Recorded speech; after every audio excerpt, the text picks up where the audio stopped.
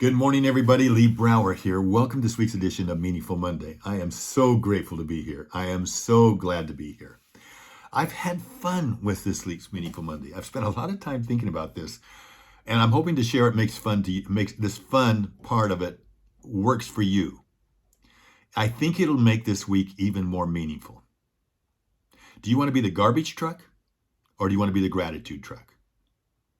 Now, I was reading something recently that talked about how people are like garbage trucks.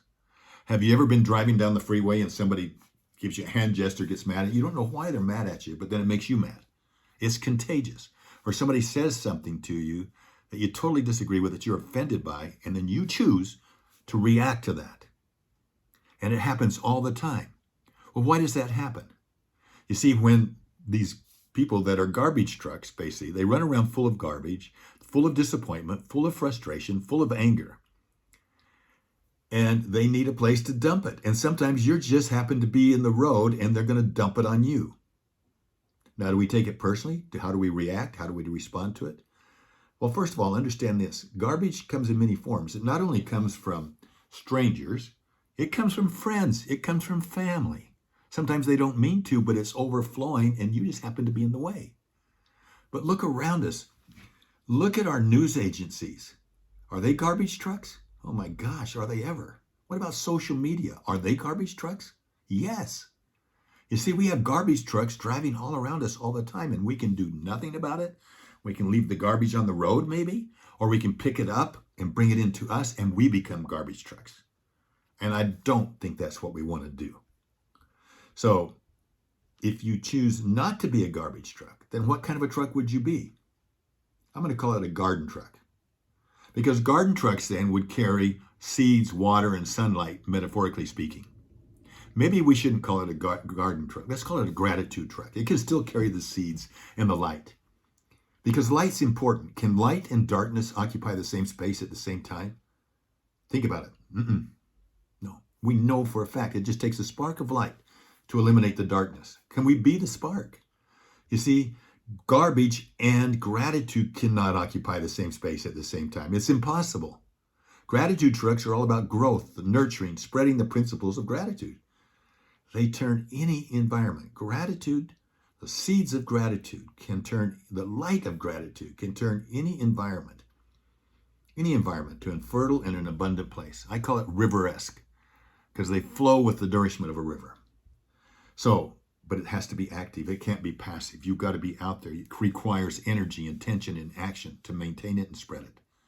But as we drive our gratitude trucks through life, we're making a conscious choice to fill our lives not with garbage, but with light, which makes it increasingly difficult for darkness or garbage to find a place to rest.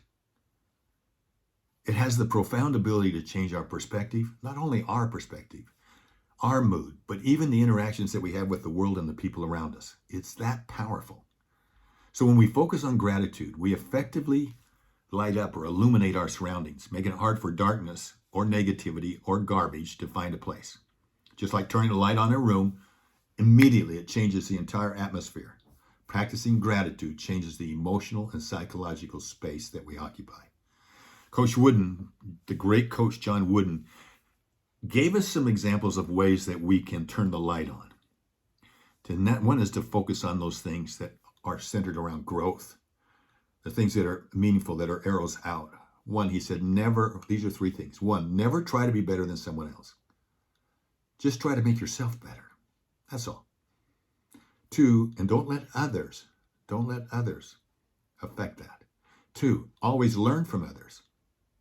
So think of everybody else and everything else as a place that we can learn. Number three, never cease trying to be the best you can be.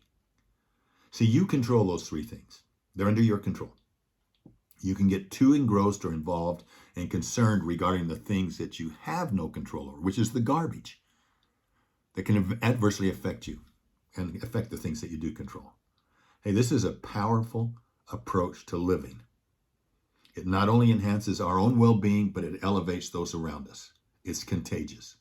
It embodies the arrows out mindset of thinking of others first. So this week, focus in on when you see garbage trucks coming up to you, be the gratitude truck.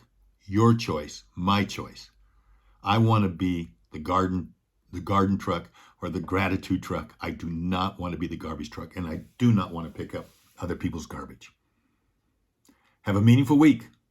Have a meaningful week. I look forward to talking to you next week. Bye-bye.